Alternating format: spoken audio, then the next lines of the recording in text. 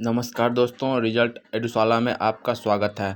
आज हम डिस्कस करते हैं अब मार्च महीने के वीकली करंट अफेयर, जो मंथली इस महीने का जो बीपीएससी को लेकर के जो इस महीने का ज़रूरी है वो 12 मार्च से 18 मार्च तक के बीच और 19 से 25 मार्च तक का जो करंट अफेयर है उस पर हम लोग आज डिस्कस करने वाले हैं। तो चलिए देखते हैं क्या क्या है इस सप्ताह में, कौन कौन सी घटना घटी है 12 मार्च से 18 मार्च के बीच में।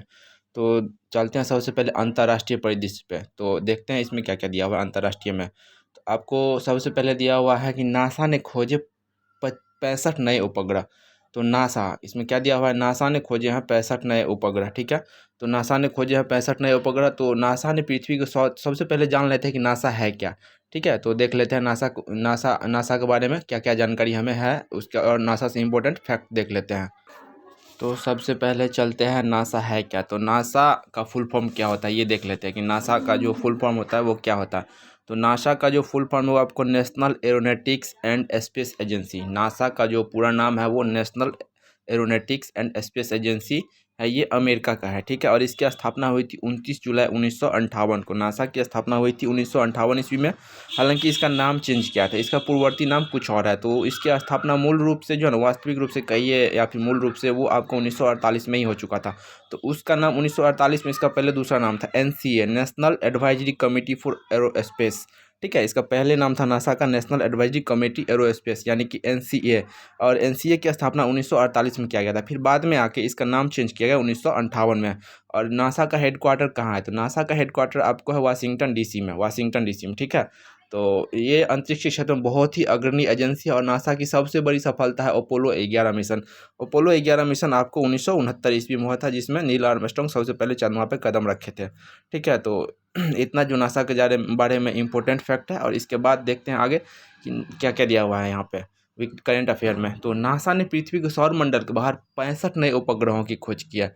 तो सौर मंडल के बाहर, ठीक है ना, सौर मंडल जो हमारा सोलर सिस्टम उससे बाहर हमारे ही गैलेक्सी में, ठीक है, हमारे अपने गैलेक्सी मंदाकिनी में, मिल्की वे में 65 नए ग्रहों की खोज की है। इस नए खोज के बाद खोजे गए बाह्य ग्रहों की कुल संख्या 5000 से अधिक हो गई है। यानी कि जो मिल्की वे आकाश गंगा है इसमें मतलब 5000 से अधिक ग्रहों का अभी तक नासा ने पता लगाया है। ठीक है, इनमें से बहुत से ऐसे ग्रह हैं जो आपको पृथ्वी से मिलते जुलते हैं और वो हमेशा आते हैं, लेकिन ये इतना दूर है कि अभी की तकनीकी के अनुसार से वहाँ पे पहुँचना नामुमकिन है। ठीक है, क्योंकि ये प्रकाश वर्ष में इसकी दूरी है, जो बहुत दूर है, करोड़ों प्रकाश वर्ष दूर है। ठीक है, तो ये बहुत ज़्यादा इसका डिस्टेंसिंग हो जाता है। तो अभी वैज्ञानिकों ने सिर्फ इसका पता लगाया और हम लोगों के पास ऐसी तकनीक नहीं है कि उन ग्रहों पर जाया जाए और पता लगा सके कि वहाँ पे मतलब पृथ्वी की तरह जीव मंडल है या नहीं है। ठीक है, इसके बाद खगोलविदों के मुताबिक मिल्की वे गैलेक्सी ऐसे अरबों ग्रहों का घर है। और अंतरिक्ष में इतनी सारी आकाश गंगाएं होती, आकाश गंगाएं तो करोड़ों है, और वो करोड़ों आकाश गंगाएं में अरबों ग्रह है जो पृथ्वी की तरह है। ठीक है, तो इतना जो इम्पैक्ट फैक्ट है अभी एग्जाम के व्यू से, तो जो हाल फिलहाल में 65 नए ग्रहों का खोज किया गया, ये ज़्यादा इंपॉर्टेंट है। इसके बाद चलते हैं, आपको क्या दिया हुआ है, रूस ने किया हाइपरसोनिक मिसाइल का इस्तेमाल। तो रूस और यूक्रेन अभी बहुत ज़्यादा चर्चा में है। ठीक है, तो रूस और यूक्रेन अभी बहुत ज़्यादा चर्चा में है, तो इसको देख लेते हैं। तो सबसे पहले जान लेते हैं कि हाइपरसोनिक मिसाइल क्या होता है। ठीक है, तो हाइपरसोनिक मिसाइल होता है दोस्तों, जो आपको जिसकी स्पीड 5 मैक यानी कि ध्वनि से जो है ना 5 गुना ज़्यादा तेज गति से जो उड़ान भरती है जो मिसाइल, उसको आपको हाइपरसोनिक मिसाइल कहते हैं। तो रूस के पास जो है 2 हाइपरसोनिक मिसाइल है। वो आपको, एक है किंजल हाइपरसोनिक मिसाइल जिसका इस्तेमाल किया गया यूक्रेन के युद्ध में। ठीक है, और दूसरा है आपको जिरकॉन हाइपरसोनिक मिसाइल। तो जिरकॉन हाइपरसोनिक मिसाइल का जो स्पीड है वो आपको 8 मैक पर घंटा है। ठीक है, उसका स्पीड 8 मैक है। तो दोस्तों जिरकॉन मिसाइल की जो स्पीड है, वो जिरकॉन का स्पीड आपको 8 मैक से ज़्यादा है। और ये एकमात्र देश रूस है जिसके पास 2 तरह का हाइपरसोनिक मिसाइल। और हाइपरसोनिक मिसाइल की तकनीकी में रूस जो है सो बहुत आगे निकल चुका है। और 2 ही देश है जिसके पास हाइपरसोनिक है, वो एक रूस है और एक चाइना है। अमेरिका के पास भी अभी हाइपरसोनिक मिसाइल नहीं है, हालांकि उसके पास होगा, लेकिन वो इस बात को आउट नहीं किया। और भारत भी अभी काम कर रहा है हाइपरसोनिक मिसाइल बनाने पर, और हाल ही फिलहाल में उसका एक ट्रायल भी किया गया था हाइपरसोनिक का, मतलब, लेकिन अभी वो अंडरग्राउंड बातें हैं जो हल्का फुल्का न्यूज़ में आ जाती है। इसके बाद देख लेते हैं मिसाइल क्या क्या होता है। तो मिसाइल जो होता है मूल तो आपको तीन प्रकार का होता है। एक होता है आपको बैलिस्टिक मिसाइल, ठीक है। तो बैलिस्टिक मिसाइल क्या होता है, तो बैलिस्टिक मिसाइल जो है आपको टू द पॉइंट हमला नहीं करता है। वो उसका एक्यूरेसी उतना नहीं रहता है कि किसी शहर पे बैलिस्टिक मिसाइल मारना है तो वो जाएगा, लेकिन वो अपने टारगेट पे नहीं गिरेगा, वो अपने टारगेट से आसपास में 50-60 मीटर की दूरी के आसपास में जाके वो गिरता है। तो ये बैलिस्टिक मिसाइल होता है। और एक होता है क्रूज मिसाइल, जैसे ब्रह्मोस है, हाइपरसोनिक क्रूज मिसाइल है। तो ये बहुत ही एक्यूरेसी के साथ सटीक पॉइंट पे जाके हमला करता है, जिस चीज़ को मारना है वो उसी पे जाके गिरेगा। तो ये आपको cruise missile, hypersonic cruise missile हो गया। और इसके बाद एक होता है आपको ICBM, inter continent ballistic missile. तो इंटर कॉन्टिनेंट बैलिस्टिक मिसाइल जो होती है ये काफ़ी लंबी दूरी की मिसाइलें होती है, ठीक है। तो इसका रेंज 5000 किलोमीटर 10,000 किलोमीटर रहता था। भारत के पास अग्नि 5 है, ये ICBM मिसाइल। और अग्नि 5 का जो है आपका डिस्टेंस 8000 ना, ये आपको इस DRDO के अनुसार से अग्नि 5 का रेंज वो 8000 किलोमीटर है, लेकिन जबकि चीन कहता है कि इसका मतलब कि 12000 किलोमीटर रेंज है, और अमेरिका के दबाव में भारत जो इसको छुपा रहा है। खैर जो भी हो, ये अलग बात है। आगे देखते हैं। तो हाइपरसोनिक मिसाइल की स्पीड 5 मैक से ज़्यादा होता है, और हाइपरसोनिक की गतिशीलता इसे एक बैलिस्टिक मिसाइल से अलग करती है, क्योंकि यह बाद में बैलिस्टिक प्रेक्षप वक्र के अनुसरण करती है। तो हाइपरसोनिक मिसाइल इतना स्पीड है कि इसको किसी भी तरह से डिस्ट्रॉय नहीं किया जा सकता है। एक बार दागो और भूल जाओ की नीति पे ये काम करता है, तो इसको डिस्ट्रॉय नहीं किया जाता है। ये अगर ये लॉन्च हो गया एक बार, तो फिर इसको हवा में मार गिराना नामुमकिन। इसको किसी भी डिफेंस सिस्टम से इसको ट्रैक नहीं किया, इसको ट्रैक होता है लेकिन इसको मतलब कि बर्बाद नहीं किया जा सकता हवा में, ठीक है। आगे देखते हैं। बांग्लादेश जो है दुनिया के सबसे प्रदूषित शहरों में पहले पायदान पे है, ठीक है। तो बांग्लादेश, इसका जो रिसर्च हुआ है हाल ही फिलहाल में, तो ये बीच बीच में आते रहता है। तो बांग्लादेश दुनिया के सबसे प्रदूषित शहरों में पहले पायदान पे है। यह आपको इस जो IQ एयर सर्वे में यह दावा किया गया है, ठीक है। तो ये स्विस का है, IQ एयर सर्वे स्विट्जरलैंड का है, ठीक है। इसके बाद आगे चलते हैं। ये विश्व स्वास्थ्य संगठन WHO के मानकों पर 117 देशों में 6,475 शहरों पर किए गए शहरों में ये नमूने सामने आए कि बांग्लादेश विश्व का सबसे गंदा शहर है। खैर ये नेगेटिव चीज़ें हैं, और ये मतलब वो नेगेटिव चीज़ें एग्जाम में ऐसे नहीं पूछा जाता है। और रिपोर्ट के मुताबिक प्रदूषण को लेकर के विश्व स्वास्थ्य संगठन जो कि के जो मानक है, बांग्लादेश में प्रदूषण उससे 51 गुना ज़्यादा है। WHO के अनुसार से जो प्रदूषण का लेवल है उससे 15 गुना ज़्यादा प्रदूषित है बांग्लादेश, ठीक है। और इसके बाद है प्रदूषण की सबसे बड़ी यहाँ वाहनों, ईंट भट्टों, कारखानों से निकलने वाला धुआं है। और यहाँ के शहरों में उड़ती धूल भी प्रदूषण की एक बड़ी वजह है, ठीक है। तो इसमें कोई ज़्यादा इंपॉर्टेंट है नहीं। इसके बाद आगे देखते हैं। जो जापान में हाल ही फिलहाल भूकंप आया, तो जापान देश ही भूकंपों का देश है, यहाँ पे हमेशा भूकंप आते रहता है। तो सबसे पहला दिया हुआ है 16 मार्च को जापान के टोक्यो से 297 किलोमीटर उत्तर में 7.4 तीव्रता का एक भूकंप आया है। तो टोक्यो में, ये जापान के लिए कोई नई बात नहीं, यहाँ भूकंप आते ही रहता है और उन लोगों के लिए नॉर्मल बात है। और जापान इतने भूकंप आने के बाद भी बहुत ज़्यादा डेवलप कंट्री है, ठीक। जापान मौसम विज्ञान एजेंसी ने बताया कि स्थानीय समय अनुसार 16 मार्च को रात 11:36 पर आए भूकंप का केंद्र समुद्र में 60 किलोमीटर की गहराई में था। तो ये भूकंप जो है आपको समुद्र के अंदर 60 किलोमीटर के अंदर हुआ था, गहराई में, ठीक है। इसके बाद है यह क्षेत्र उत्तरी जापान का हिस्सा है, जो 2011 में 9 तीव्रता वाले विनाशकारी भूकंप और सुनामी में तबाही हो गया था। और इस भूकंप के कारण परमाणु आपदा भी आई थी। 2009 में बहुत बड़ा सुनामी आया हुआ था, और इसमें आपको जापान का ये एक शहर बर्बाद हो गया था, और वहाँ पे एक परमाणु संयंत्र भी वो आपको आपदा के चपेट में आने से वो डिस्ट्रॉय हो गया था, ठीक है। इसके बाद है जापान के प्रधानमंत्री की भारत के प्रधानमंत्री से मुलाकात। तो अभी जो है दोस्तों, अभी रूस यूक्रेन का जो वार चल रहा है, तो इसमें भारत एकदम न्यूट्रल मोड में है। मतलब कि न्यूट्रल मोड में क्या है, रसिया रूस के फेवर में ही है। लेकिन जो क्वाड कंट्री बना है चाइना के अगेंस्ट में, तो क्वाड कंट्री दबाव बना रहा है कि आप रूस पर दबाव बनाओ या फिर रूस के अगेंस्ट में आओ। तो इसको लेकर के बीच बीच में अमेरिका, जापान, ऑस्ट्रेलिया ये सब दबाव बना रहे थे। इसी के तहत इसी सब को, और क्वाड का वार्षिक बैठक भी होने वाला है। तो जापान के प्रधानमंत्री फूमियो किशिदा ने शनिवार को प्रधानमंत्री मोदी, इनके ये दिल्ली दौरा हुआ था इनका, ठीक है। फूमियो किशिदा इन्होंने 10 लाख करोड़ रुपए का इन्वेस्टमेंट करने का बात भी किया है भारत में, ठीक है। तो ये मुख्य बात जो इनके मुलाकात से संबंधित है। आगे देखते हैं। इस मुलाकात के बाद इस मुलाकात के बाद प्रधानमंत्री नरेंद्र मोदी जापान अगले 5 साल में 5 लाख करोड़ यानी 3.2 लाख करोड़ रुपये निवेश करे। सॉरी दोस्तों, 10 लाख करोड़ नहीं, जो अगले 5 साल में जापान जो है भारत में $3.2 करोड़ रुपए का निवेश करेगा, यानी कि इतना FDI हमारे देश में आएगा, वो इन्वेस्ट करेगा हमारे विकास प्रोजेक्ट पे, ठीक है, और भारत के विकास के लिए। और किसीदा प्रधानमंत्री जो फुकुशिमा किसीदा है, बात joint press conference PM Modi ने कहा कि दोनों देश सुरक्षित, विश्वसनीय, अनुमानित और स्थिर एनर्जी सप्लाई में अहमियत समझते हैं, ठीक है। तो ये जो मुख्य बातें जो उन दोनों की मुलाकात में ये हुआ था, चाइना को लेकर के बात हुआ था, तो वो सारा कुछ जापान को बता दिया कि गलवान घाटी में क्या क्या हो रहा है, ये सब चीज़ चाइना पर बताया गया, ठीक है। इसके बाद आपको हाल ही फिलहाल में ये ऑस्ट्रेलिया के जो प्रधानमंत्री वो भी भारत आए हुए थे, ठीक है। तो आगे चलते हैं। ऐसे अमेरिका द्वारा यूक्रेन के लिए $800 मिलियन अमेरिकी डॉलर की सैन्य सहायता की गई है।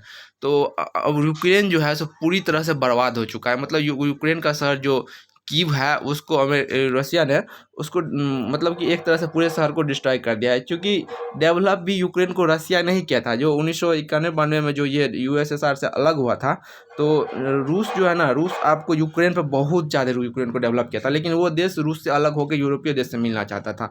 तो अब जो है रूस चाहता है कि इसको बर्बाद करके फिर से अपने अंदर मिला लें रूस, और ये एक बफर जोन का भी काम करता है। यूक्रेन यूरोपीय देशों और रूस के बीच में जो यूक्रेन जैसे भारत चीन के बीच में नेपाल है, भूटान है, एक बफर जोन है, म्यांमार है, ये एक बफर जोन है। तो उसी तरह से रूस और यूरोपीय कंट्री के बीच में यूक्रेन एक बफर जोन का काम करता है, जो कि सुरक्षा के दृष्टिकोण से बहुत ज़्यादा इंपॉर्टेंट है। और यूक्रेन चाहता है कि हम नाटो का सदस्य बन जाए, जो कि रूस किसी भी हद में इस तरह से पॉसिबल होने नहीं देना चाहता है, ठीक है। इसमें दिया हुआ है। इसके बाद सहायता में क्या क्या किया है, तो 8,000 अतिरिक्त स्ट्रिंगर एंटी एयरक्राफ्ट मिसाइल और 9,000 एंटी टैंक मिसाइल, कमिकेज या आत्मघाती ड्रोन सहित 1,000 सामरिक ड्रोन शामिल है।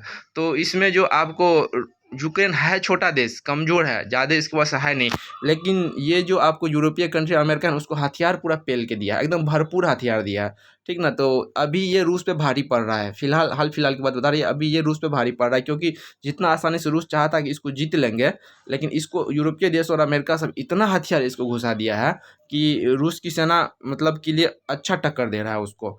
तो ये रूस के लिए एक माइनस पॉइंट है और यूक्रेन का एक प्लस पॉइंट है, ठीक है। और कामिकेज मानव रहित विमान जो हथियारों की श्रृंखला का हिस्सा है, रूस के खिलाफ लड़ाई में सहायता के लिए अमेरिका द्वारा यूक्रेन भेजा जा रहा है। तो वही है। इसके बाद है मिस पोलैंड कैरोलिना बिलास्कोवा ने जीता मिस वर्ल्ड 2021। तो मिस पोलैंड का किरोलिना विलास्कोवा ने हाल ही में प्रतिष्ठित मिस वर्ल्ड खिताब 2021 जीता है, ठीक है। मिस वर्ल्ड 2021 जो जीता है वो आपको कैरोलिना बिलास्कोवा ने जीता है, ठीक है। तो ये आपको इम्पोर्टेंट हो रहा है। और इसके बाद जो है मिस ब्यूटी पेटेंट 2019 की था, भारतीय मूल की जमैका की टोनी सिंह ने जीता था। तो मिस वर्ल्ड ब्यूटी जो है 2019 का कौन जीता? जमैका की टोनी सिंह। और मिस वर्ल्ड प्रतियोगिता दुनिया के सबसे पुराने अंतर्राष्ट्रीय सौंदर्य प्रतियोगिता में से एक जाना जाता है, और इसका शुरुआत हुआ था 1951 में एक ब्रिटिश टेलीविजन होस्ट एरिक मार्ले ने किया था, ठीक है। और आपको बता दें कि मिस यूनिवर्स जो है आपको ये पंजाब की एक लड़की बनी है हाल ही फिलहाल में, सिंधु, हरनाज सिंधु, ठीक है। तो हरनाज सिंधु भी बहुत ज़्यादा इंपॉर्टेंट है हम लोगों के लिए। इसके बाद है ऑस्ट्रेलिया और नीदरलैंड ने लिया रूस पर कानूनी कार्रवाई का फैसला। तो अभी रूस एक अलग थलग पड़ चुका है पूरी दुनिया से, ठीक है। और रूस पर दबाव डालने के लिए बहुत तरह के प्रतिबंध भी लगाया गया है। तो ये अभी कोई नया बात नहीं है। सभी देश रूस पे, जो यूरोपीय देश है और अमेरिका समर्थित देश है, वो रूस के अगेंस्ट में उस पर प्रतिबंध लगा रहा है। तो ऑस्ट्रेलिया और नीदरलैंड ने 7 साल से अधिक समय पहले पूर्वी यूक्रेन में मलेशियाई एयरलाइंस के विमान MH17 को मार गिराने में रूस की कथित भूमिका को लेकर के रूस के खिलाफ कानूनी कार्रवाई करने का फैसला किया है। तो ये पुरानी बातों को लेकर के MH17 विमान को मार गिराया गया था यूक्रेन में, रूस ने गिराया था। अब जो भी हो इसका कोई प्रूफ है नहीं, तो उसको लेकर के कानूनी उस पर प्रतिबंध लगा रहा है। तो साल 2014 में मलेशिया का एक एयरलाइंस MH17 पूर्वी यूक्रेन के डोनेट्स क्षेत्र में दुर्गा था। डोनेट्स यही क्षेत्र है जिसको रूस ने अभी एक अलग देश घोषित कर दिया, इसको फ्री यूक्रेन से फ्री करके इसको एक अलग देश, हालांकि अभी तक किसी ने इसको मान्यता नहीं दिया, बेलारूस ने दिया है। तो बेलारूस को छोड़ के और विश्व किसी डोनेट्स क्षेत्र को मान्यता नहीं दिया है। तो डोनेट्स क्षेत्र में और मलेशिया का ये विमान, इसका मलबा तक भी नहीं मिला अभी तक, जबकि बहुत ज़्यादा जांच हुआ था उस टाइम और बहुत ज़्यादा चर्चा हुआ था, लेकिन इसका अभी तक MH17 का कोई मलबा भी नहीं मिला है, आखिर ये गया कहाँ। इसके बाद MH17 विमान एम्बस्टर्म और क्वालालंपुर जो है मलेशिया की राजधानी है के बीच उड़ान भर रहा था, और जब विमान पूर्वी यूक्रेन के हवाई क्षेत्र में था तो वह एक मिसाइल से टकरा गया था। चलिए, ये पुरानी बातें हैं। हालांकि MS-17 का अभी तक मलबा भी नहीं मिला है, ठीक है। और इस्लामोफोबिया का मुकाबला, इसके बाद अगला पॉइंट है इस्लामोफोबिया का मुकाबला। तो हाल ही में संयुक्त राष्ट्र महासभा में इस्लामोफोबिया का मुकाबला करने के लिए 15 मार्च को अंतर्राष्ट्रीय दिवस के रूप में स्थापित करने की प्रस्ताव मंजूर दिया गया। इस प्रस्ताव को पाकिस्तान द्वारा IOC की विदेश मंत्रियों का हाल ही में पाकिस्तान में बैठक हुआ था, जिसमें चीन के प्रधान जो ये बोलते हैं विदेश मंत्री, वो भी भाग लिए थे और उन्होंने कश्मीर के मुद्दे पर पाकिस्तान का साथ दिया था। हालांकि डायरेक्ट रूप से कुछ बोला नहीं, लेकिन वो बोला कि इस्लामिक कंट्रियों के साथ मैं हूँ चीन के मुद्दे पे, इतना ही बयान था। तो इस प्रस्ताव को संयुक्त राष्ट्र महासभा में पारित किया गया है, ठीक है। इसके बाद देखते हैं यून सुक यूल दक्षिण कोरिया के नए राष्ट्रपति। तो दक्षिण कोरिया और उत्तर कोरिया का विवाद तो सुर्खियों में रहता ही है। तो अभी दक्षिण कोरिया के नए राष्ट्रपति बने हैं यून सुक यूल और यूल, ठीक है। और हाल ही में दक्षिण कोरिया में हुए राष्ट्रपति चुनाव में 61 वर्षीय यून सुक यूल ने ली जेई म्यूंग को मामूली वोटों के अंतर से हराकर जीत हासिल की है, ठीक है। अब ये नए राष्ट्रपति बने। तो यून सुक यूल का जन्म सियोल में हुआ है। सियोल आपको इसकी दक्षिण कोरिया की राजधानी सियोल है, और उत्तर कोरिया की राजधानी प्योंगयांग है, ठीक है। उत्तर कोरिया की राजधानी कहाँ है? तो प्योंगयांग है, और ये दक्षिण कोरिया की राजधानी सियोल है। और उन्होंने सियोल नेशनल यूनिवर्सिटी में पढ़ाई किया है। तो उन्होंने पढ़ाई सियोल नेशनल यूनिवर्सिटी से किया है। इसके बाद है आपको राष्ट्रपति मून जे इनके शासन के तहत यून ने साल 2019-2021 तक दक्षिण कोरिया के प्रोसिक्यूटर जनरल के रूप में कार्य किया है, ठीक है। और अगला है आपको कैटलिन नोवाक, हंगरी की पहली महिला राष्ट्रपति। तो ये आपको बहुत ज़्यादा इंपॉर्टेंट बन रहा है। कैटलिन नोवाक हंगरी की पहली महिला राष्ट्रपति। तो कैटलिन नोवाक को हंगरी की संसद द्वारा हंगरी की पहली महिला राष्ट्रपति के रूप में चुना गया था। साल 1977 में कैटलिन नोवाक का जन्म सेजेड में हुआ था, और उन्होंने बुडा पोस्ट में national university of public sources aided विश्वविद्यालय में पढ़ाई की है, ठीक है। और नेवाक ने साल 2021 में विदेश मामलों के मंत्रालय में एक सलाहकार के रूप में अपने राजनीतिक जीवन का शुरुआत किया था। ये 2001 से ही राजनीति में सक्रिय है विदेशी मामलों में, अभी जाके वो राष्ट्रपति बनी है हंगरी की, ठीक है। अगला है आपको, तो हंगरी की राजधानी कहाँ है? तो ये देखा जाएगा, आप लोग देख लीजिएगा, इसको बुडापेस्ट होना चाहिए हंगरी की राजधानी। इसके बाद है यूक्रेन में भारतीय दूतावास को पोलैंड में अस्थायी रूप से स्थानांतरित किया था। तो अभी रसिया और यूक्रेन के बीच युद्ध को लेकर के जो बहुत से छात्रों जो फंस गए थे, लगभग 20,000 से ज़्यादा छात्र थे, तो उसके ऑपरेशन गंगा के तहत निकाला गया है, और भारतीय दूतावासों को अब यूक्रेन से हटाकर पोलैंड में अस्थायी रूप से स्थानांतरित किया गया। हालांकि माहौल सही होगा तो फिर से अगर यूक्रेन एक देश के रूप में बसता है तो दूतावास यूक्रेन में स्थापित होगी। अगर रूसिया उसको मिला लेता है तो फिर वहाँ पे मतलब दूतावास देने का कोई सवाल ही नहीं पैदा होता है, ठीक है। तो यूक्रेन में रूस के बढ़ते हमलों और तेजी से बिगड़ती सुरक्षा स्थिति को देखते हुए यूक्रेन में भारतीय दूतावास को पोलैंड में अस्थायी रूप से स्थानांतरित किया जाएगा, ठीक है। तो अभी ये हो चुका है। इसके बाद है विदेश मंत्रालय ने कहा है कि यूक्रेन के पश्चिमी भागों में हमलों सहित यूक्रेन में तेजी से बिगड़ती सुरक्षा स्थिति को देखते हुए यह निर्णय लिया गया। यहाँ भारतीय दूतावास को अस्थायी रूप से पोलैंड में स्थानांतरित कर दिया जाएगा। अभी हाल फिलहाल वो स्थानांतरित हो चुका है, ठीक है। इसके बाद अगला पॉइंट आपको नेक्स्ट में दिया हुआ है, गूगल ने किया साइबर सुरक्षा कंपनी मेडिएंट का अधिग्रहण। तो साइबर सुरक्षा कंपनी मेडिएंट को गूगल ने अपने मिला लिया, उसको खरीद लिया है। तो क्लाउड सेवाओं को मजबूत करने के लिए गूगल ने $5.4 अरब का सौदे में साइबर सुरक्षा कंपनी मेडिएंट का अधिग्रहण कर लिया है। यूक्रेन पर रूस के हमले के बाद इस तरह के पहले अधिग्रहणों में से ये एक है। विश्लेषकों और सरकारी अधिकारियों का मानना है कि भू राजनीतिक दबाव बढ़ने के बीच उन्होंने रूस और अन्य स्थानों से साइबर हमले की बढ़ने की आशंका है। तो जाहिर सी बात है, रूस पे साइबर हमला हो रहा है तो रूस भी करेगा, चाहे वो ब्रिटेन हो, अमेरिका हो, या फिर कोई भी यूरोपीय देश। हालांकि फ्रांस के साथ रूस का रिश्ता अच्छा है, जैसे भारत का, वैसे जैसे भारत चाहे और रसिया का है, वैसे ही फ्रांस और ये आपको रसिया का है। तो फ्रांस पे नहीं कुछ होना चाहिए, ठीक है। तो ये चीज़ वो अपनी सुरक्षा के दृष्टिकोण से ऐसा किया है। इसके बाद और अमेरिका रूस पे जो संबंध दिया हुआ है, इसके बारे में दिया हुआ है। तो हाल ही में रूस द्वारा यूक्रेन पर आक्रमण किए जाने के बाद अमेरिका ने रूस पर प्रौद्योगिकी के हस्तांतरण और रूसी बैंकों पर प्रतिबंध लगा दिया है। तो रूसी बैंकों पर प्रतिबंध और प्रौद्योगिकी जो दोनों मिल के ISS पे काम करते हैं, इस सब पे आपको प्रतिबंध लगाया है। तो आपको इसके बाद दिया हुआ है कि अंतर्राष्ट्रीय अंतरिक्ष स्टेशन ISS के इतिहास की सबसे जटिल अंतर्राष्ट्रीय वैज्ञानिक इंजीनियरिंग परियोजना तथा मानव द्वारा अंतरिक्ष सूर्य की सबसे बड़ी संरचना है। ISS जो है सो अंतर्राष्ट्रीय अंतरिक्ष स्टेशन, ये विज्ञान के क्षेत्र में और मतलब एरोनॉटिकल स्पेस इंजीनियरिंग में ये बहुत बड़ा योगदान है और ये हमेशा यहाँ पर कोई ना कोई प्रोजेक्ट चलते रहता है और स्पेशली ये रूस और अमेरिका के सहयोग से ही बना है और दोनों देशों के वैज्ञानिक और यूरोपीय देशों के वैज्ञानिक भी रहते हैं उसमें, लेकिन स्पेशली मालिकाना हक जो है रूस और अमेरिका का है। ठीक है, इसके बाद रूस ने धमकी भी दिया था कि इसको गिरा देंगे, ऐसे वैसे ऐसे किया था। इसके बाद है यह उच्च और रूस और एक और बात, जो रूस और चाइना ने मिलकर एक नया अंतरिक्ष स्टेशन बनाया है। तो रूस ऐसे भी चाह रहा है कि अब ISS को ख़त्म कर दिया जाए और क्योंकि वो चाइना के साथ मिलकर ये दूसरा अंतरिक्ष स्टेशन बना चुका है, स्पेस स्टेशन बना चुका है। तो ये रूस को ना उससे कोई टेंशन, ISS रहे या नहीं रहे रूस से इसको कोई मतलब नहीं, क्योंकि ऑलरेडी चाइना के साथ मिलकर वो दूसरा बना चुका है और रूस अब चाइना को तवज्जो ही बहुत ज़्यादा दे रहा है। और यह उच्च उपग्रह उड़ान नई प्रौद्योगिकी के लिए एक प्रयोगशाला और खगोलीय पर्यावरण और भूवैज्ञानिक अनुसंधान हेतु एक अवलोकन मंच है। ठीक है, इसके बाद देखते हैं आपको अमेरिका ने, इसके बाद क्या है, अमेरिका ने हाल ही में रूस से सभी तेल और गैस आयात पर प्रतिबंध लगा दिया।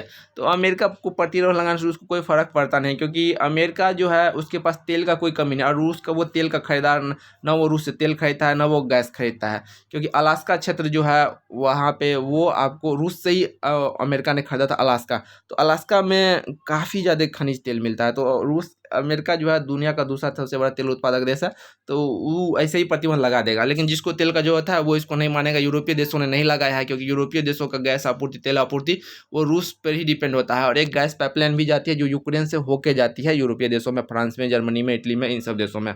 तो जो अपने ऊर्जा पे डिपेंड है, यूरोपीय देश अपने ऊर्जा ज़रूरतों के लिए रूस पे ही डिपेंड है, चाहे वो पेट्रोलियम हो, गैस हो, नेचुरल CNG वगैरह, ये सब लिक्विड पेट्रोलियम का LPG, ये सब वो रूस पे ही डिपेंड है। आगे है आपको अमेरिका पहले ही अपने सहयोगियों के रणनीतिक पेट्रोलियम भंडार से 6 करोड़ बैरल तेल की सामूहिक रिहाई घोषणा किया। तो अमेरिका चाहता है कि रूस पे दबाव बनाने के लिए जो तेल अपना वो रिजर्व भंडार से निकलवाए, 6 करोड़ बैरल है। तो ये ज़्यादा दिन का होगा नहीं 6 करोड़ बैरल, क्योंकि रूस के पास उतना तेल है। तो लेकिन यूरोपीय देशों के पास तेल है नहीं, तो वो फिर रूस को अभी इसलिए वो लोग प्रतिबंधित नहीं कर रहा है। ठीक है, इसके बाद है उत्तराखंड। ठीक है, तो उत्तराखंड में 23 मार्च 2022 को उत्तराखंड के बारे में मुख्यमंत्री कौन बने हैं? तो पुष्कर सिंह धामी जो है वो आपको उत्तराखंड के बारे में मुख्यमंत्री बने हैं। तो हाल ही फिलहाल में चुनाव हुआ था उत्तराखंड में, तो उत्तराखंड विधानसभा में 70 सीटें हैं। तो 70 सीटें हैं, 70 सीटों पर चुनाव हुआ था। तो 23 मार्च 2022 को उत्तराखंड में 12वें मुख्यमंत्री के रूप में पुष्कर सिंह धामी ने लिया है। और उत्तराखंड के राज्यपाल कौन है? तो उत्तराखंड के राज्यपाल है गुरमीत सिंह। गुरमीत सिंह ने इन्हें पद और गोपनीयता की शपथ दिलवाई। मुख्यमंत्री को राज्यपाल शपथ दिलवाते हैं। इसके बाद है पुष्कर सिंह धामी कुमाऊं क्षेत्र के उधम सिंह नगर जिले के खटीमा सीट पर 2 बार विधायक रह चुके हैं। तो ये उनका विधानसभा क्षेत्र है जो उतना ये मायने नहीं रखता है। इसके बाद है उनका जन्म 16 दिसंबर 1975 को पिथौरागढ़ के DT हाट तहसील के टुंडी गांव में हुआ था। कहाँ उनका जन्म कहाँ हुआ था? तो पिथौरागढ़ में हुआ था, तहसील DT हाट तहसील में। ठीक है, और 1975 में। इसके बाद देखते हैं केवला देव राष्ट्रीय उद्यान में अफ्रीका की बोमा तकनीक का प्रयोग। तो पहले जान लेते हैं कि केवलादेव राष्ट्रीय उद्यान है कहाँ। तो राजस्थान के भरतपुर जिले में केवलादेव राष्ट्रीय उद्यान में अफ्रीका की बोमा तकनीक का प्रयोग है। तो केवलादेव राष्ट्रीय उद्यान आपको राजस्थान में है। ठीक है, राजस्थान में इसको अफ्रीका की बोमा तकनीक का प्रयोग किया गया। तो इसमें क्या है, चीतल और चीटीदार हिरणों को पकड़ने और उन्हें मुकंदरा हिल्स टाइगर रिजर्व में पहुंचाने हेतु किया गया था, ताकि शिकार के आधार में सुधार किया जा सके। ठीक है, तो इसको टाइगर रिजर्व में जहाँ बाघों की संख्या कम हो गई है वहाँ पर इसका जो चीतल और हिरणों को वहाँ पे पहुँचाया जा रहा है, ताकि जो है वो बाघों की संख्या को बढ़ाया जा सके। इसीलिए ये ऐसा एक प्रयोग किया जा रहा है। ठीक है, और बोमा कैप्चरिंग तकनीक में काफ़ी लोकप्रिय है। इसमें फनल जैसे बाढ़ के जानवरों को पीछा कर एक बाड़े में फंसा जाता है। ये एक जाल टाइप का है। ठीक है, इसमें जो है आपको हिरन हो गया या फिर जो जंगली जानवर जिसका शिकार बाघ, आमतौर पर जो बाघ का पसंदीदा भोजन होता है, इन सब जानवरों को फंसा के टाइगर प्रोजेक्ट में पहुंचाया जाता है। मुकुंदरा हिल्स टाइगर रिजर्व में पहुंचाया जाएगा। ठीक है, तो ये एक इम्पोर्टेंट चीज़ है। केवलादेव राष्ट्रीय उद्यान जो राजस्थान में है, और यहाँ पे बाघों को भोजन करवाने के लिए बोमा तकनीक का प्रयोग किया गया, ताकि बाघ भूखे न मरे और बाघों की संख्या को बढ़ाया जाए। इसके बाद है ब्रह्मोस सुपरसोनिक क्रूज मिसाइल का सफलतापूर्वक परीक्षण। ठीक है, तो DRDO द्वारा 23 मार्च 2022 को सतह से सतह पर मार करने वाली ब्रह्मोस सुपरसोनिक क्रूज मिसाइल का अंडमान और निकोबार द्वीप समूह में सफलतापूर्वक परीक्षण किया गया है। ठीक है, तो यह एक medium range ramjet supersonic cruise missile है। ठीक है, और इसे DRDO और रूस के NPO, तो DRDO और रूस के सहयोग से बनाया गया है, और इसका नाम भी भारत के ब्रह्मपुत्र और रूस के मोस्कवा नदी के नाम पे ब्रह्मोस रखा गया है। ठीक है, ये एक हाइपरसोनिक क्रूज मिसाइल है। इसकी एक्यूरेसी बहुत ज़्यादा है और इसका रेंज है 290 किलोमीटर। ठीक है, और हाल फिलहाल में अब वो ब्रह्मोस का रेंज जो बढ़ा के जो 450 किया गया है, लेकिन जो पुराना ब्रह्मोस है उसका रेंज 290 किलोमीटर है। इसके बाद है नागालैंड में लागू किया नेशनल ई विद्या एप्लीकेशन। ठीक है, तो हाल ही में नागालैंड राज्य की विधानसभा पेपरलेस कार्य करने वाले अपनाने हेतु नेशनल ई विद्या एप्लीकेशन कार्यक्रम लागू कर देश की पहली विधानसभा बन गई है। तो नागालैंड विधानसभा पूरी तरह से पेपरलेस हो चुकी है और ये देश की पहली विधानसभा है जो अब पूरी तरह से पेपरलेस हो चुकी है। और इन्होंने इसके अपनाने पेपरलेस कार्य प्रणाली के लिए जो है कैसे नेशनल ई विद्या एप्लीकेशन कार्यक्रम को लागू किया है। ठीक है, इसके बाद नेवा एक प्रकार की कार्य प्रवाह प्रणाली जिसे NIC क्लाउड मेघराज पर तैनात किया गया। NIC भारत सरकार की एजेंसी है जो सॉफ्टवेयर कंपनी है जो गवर्नमेंट के लिए सॉफ्टवेयर बनवाती है। ठीक है, क्लाउड मेघराज पर तैनात किया गया है, जो सदन के अध्यक्ष द्वारा सदन की कार्यवाही सुचारू रूप से संचालन के साथ ही सदन के विधायी कार्य को कागज पेपरलेस तरीके से संचालित करने में मदद करती है। इसके बाद है विजय माल्या, नीरव मोदी और मेहुल चोकसी से अब तक जो है विजय माल्या, नीरव और मेहुल चोकसी से अब तक 19,111.20 करोड़ रुपए की संपत्ति जब्त। तो जो हमारे भगोड़ा है 10-10 हज़ार करोड़ रुपए लेकर भाग चुके हैं विजय माल्या, नीरव मोदी और मेहुल चोकसी। अकेले विजय माल्या 10,000 करोड़ रुपए लेकर भागा है इंडिया से। तो इन सब से जो इनका संपत्ति देश में जब्त किया गया है, तो इन तीनों को 19,111.20 करोड़ संपत्ति जब्त किया गया है। तो केंद्र सरकार ने 22 मार्च 2022 को राज्यसभा में एक लिखित जवाब में जानकारी दी कि भगोड़े विजय माल्या, नीरव मोदी और मेहुल चोकसी ने अब तक 19,111.20 करोड़ रुपए की संपत्ति जब्त की है। ठीक है, तो इतना संपत्ति उसका जब्त किया गया है देश में। इसके बाद वित्त मंत्री पंकज चौधरी, राज्य वित्त मंत्री जो पंकज चौधरी ने बताया कि 3 भगोड़ों ने सार्वजनिक क्षेत्र के बैंकों को अपनी कंपनियों के जरिए पैसों की हेराफेरी करके धोखा दिया, जिसके परिणामस्वरूप कर्ज देने वालों को कुल 22,588.83 करोड़ रुपए का नुकसान हुआ है। ये बैंकों को इतना नुकसान हुआ है। अगला है आपको कुलतार सिंह संधवा, पंजाब विधानसभा का अध्यक्ष। तो पंजाब विधानसभा चुनाव हुआ अभी हाल ही फिलहाल खत्म। इसमें आम आदमी पार्टी विजय हुए हैं, जो आम आदमी पार्टी जीते हैं, और जो मुख्यमंत्री बने हैं पंजाब को भगवंत मान सिंह, जो पहले सांसद थे और केजरीवाल के बहुत ही करीबी हैं। तो भगवंत मान सिंह पंजाब के 16वीं विधानसभा के नए मुख्यमंत्री बने हैं, और जो विधानसभा अध्यक्ष आपको बनाएगा कुलतार सिंह को, जो लगातार 2 बार विधायक रह चुके हैं। इसके बाद है संघवा आप किसान शाखा के अध्यक्ष हैं, जो किसान और खेती से जुड़े मुद्दों में प्रमुखता से उठाते हैं। इसके बाद है बिपिन रावत की बेटियों ने ग्रहण किया अपने पिता का सम्मान।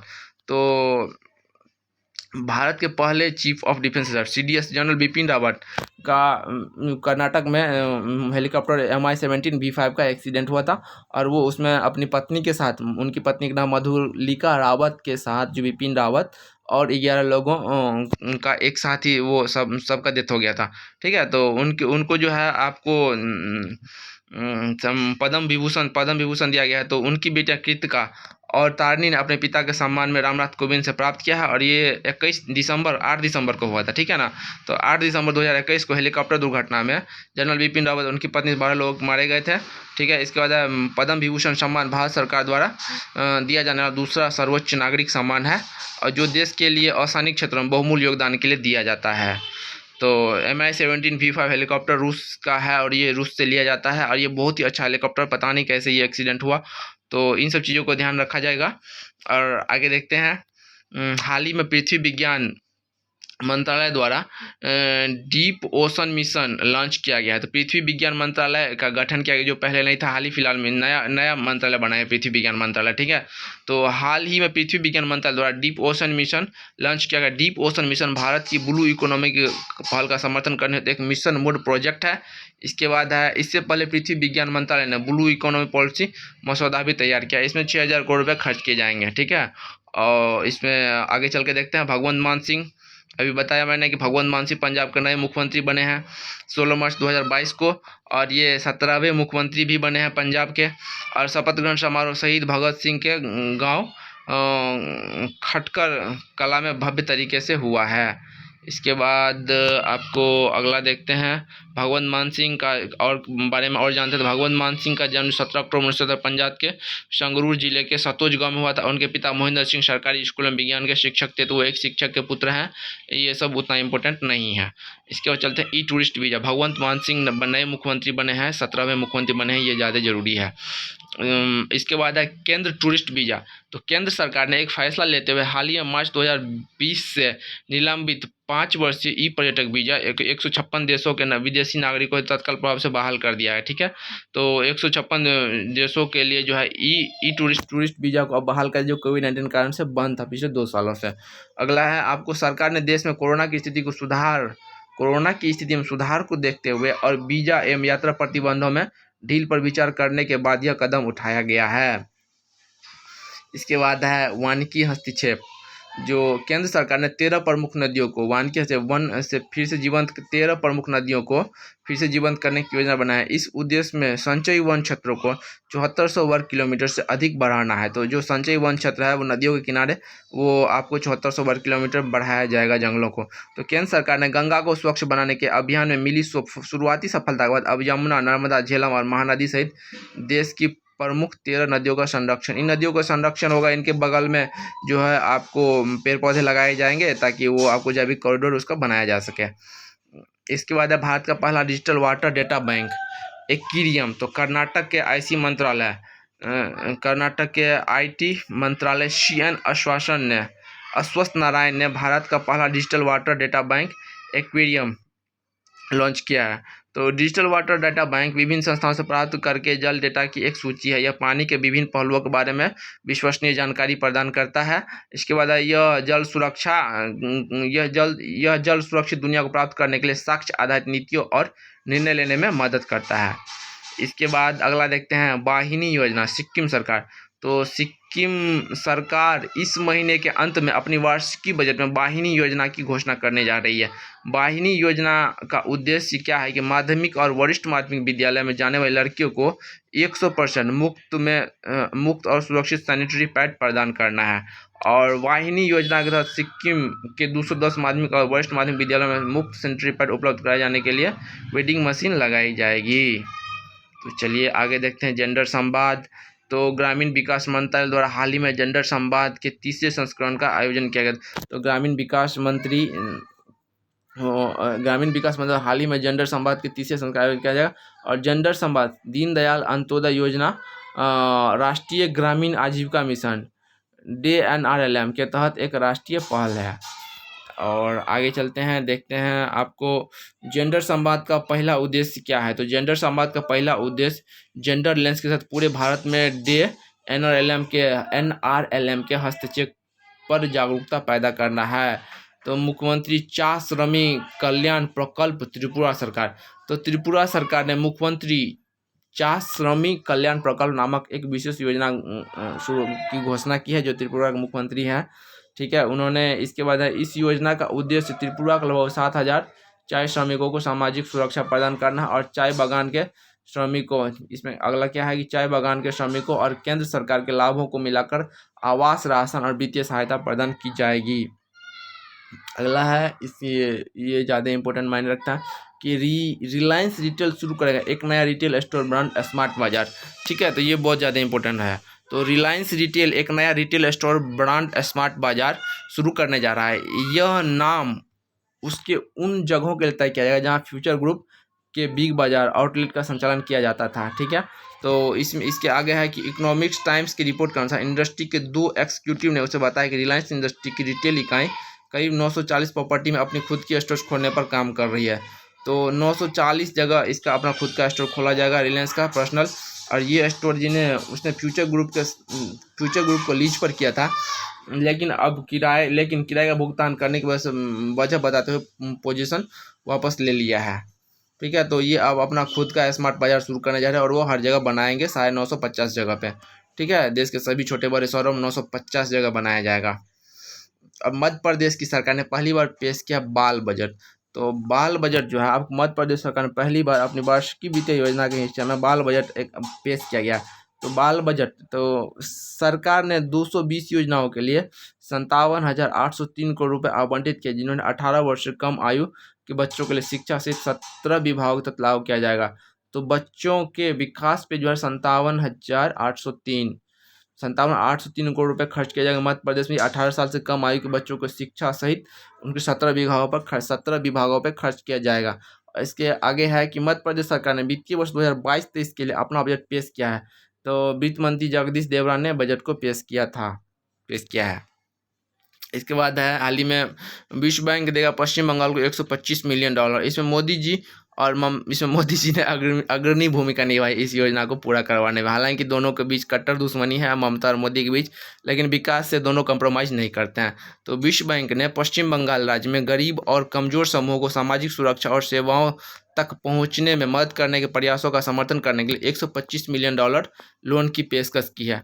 तो विश्व बैंक जो है आपको पश्चिम बंगाल को $125 मिलियन लोन देगा सामाजिक सुरक्षा के, बंगाल के डेवलपमेंट के लिए।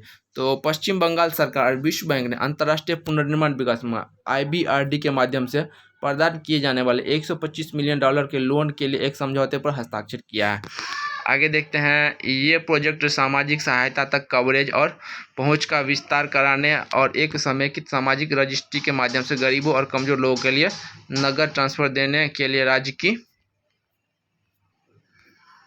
क्षमता को मजबूती देगी। और सुषमा स्वराज हरियाणा के मुख्यमंत्री हैं मनोहर लाल खट्टर। इन्होंने राज्य के बजट पेश करते हुए महिलाओं के लिए अंतर्राष्ट्रीय और राष्ट्रीय क्षेत्र में जीवन के विभिन्न क्षेत्रों में उसकी महत्वपूर्ण उपलब्धि योगदान देने सुषमा स्वराज पुरस्कार दिया गया है। इसका सुषमा स्वराज पुरस्कार में प्रशस्ति पत्र के साथ 5 लाख रुपए की पुरस्कार राशि होगी। पुरस्कार राशि जो है इसमें 5 लाख रुपए रखा गया है। सुषमा स्वराज सुप्रीम कोर्ट के वकील होने के साथ साथ एक भारतीय राजनीतिक में वो विदेश मंत्री रह चुके हैं, नेता प्रतिपक्ष भी रह चुके हैं और दिल्ली के मुख्यमंत्री भी रह चुके हैं कुछ दिन के लिए।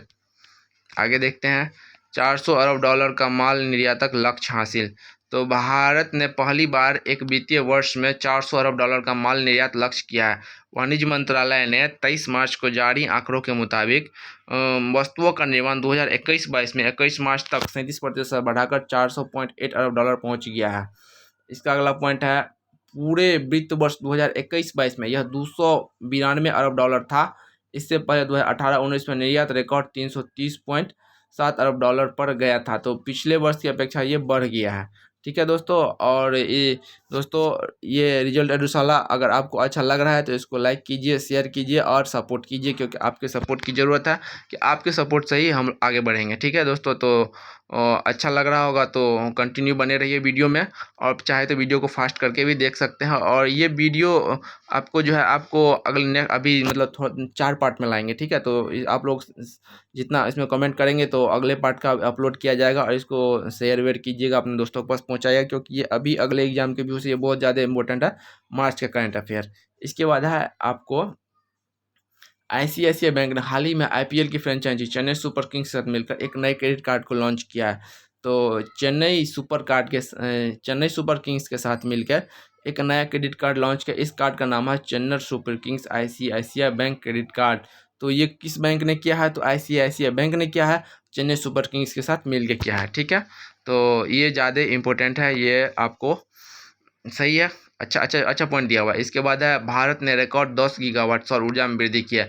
तो भारत जो है आपको वर्ष 2021 में अपनी संचयी क्षमता में रिकॉर्ड 10 गीगावाट सौर ऊर्जा में वृद्धि की है, और यह वृद्धि 12 महीनों के दौरान उच्चतम वृद्धि है। इसके साथ ही सौर ऊर्जा के क्षेत्र में